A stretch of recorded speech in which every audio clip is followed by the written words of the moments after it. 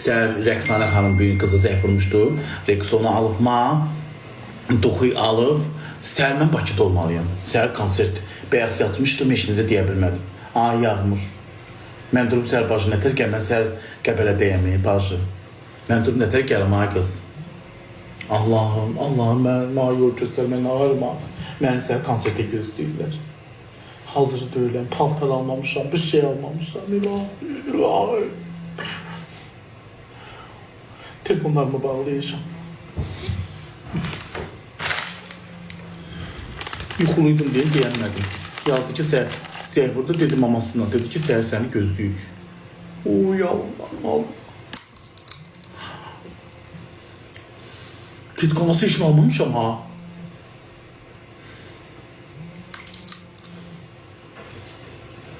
Sabah git konserte. Gitmesem ne olacak ki? Deyim ay Yağmur. İndi bəlkə mənə baxır.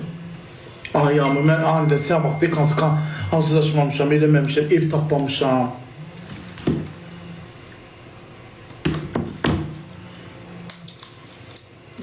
Ayıp olar. Həqqi. Ola ancaq öz qolunları gelip görə bilər. Mən yox, bırakmırlar.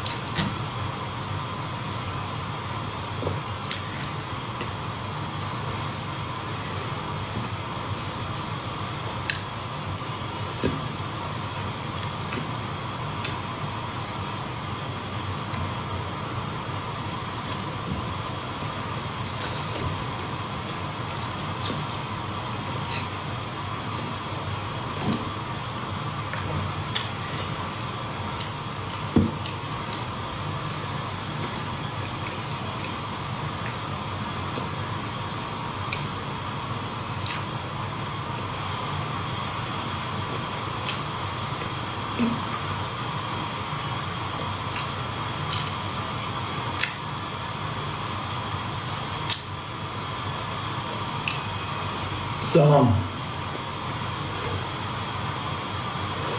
Leyla Hanım, dedim Bakıdan gələndə sağ yazacağım. Niye yazmadınız be?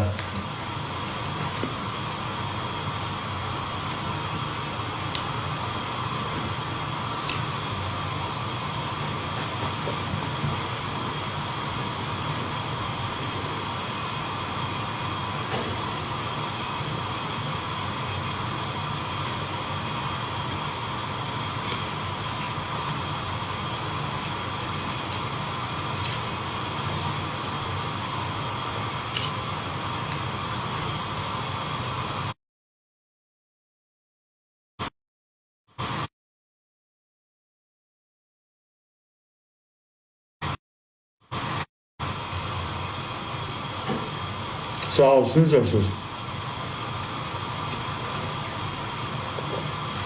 Səhərdə bir üstündə gəlin də. Yo. Bir də getir 4 günə. Mən sabah şeye gideceğim, Qəbəliyə.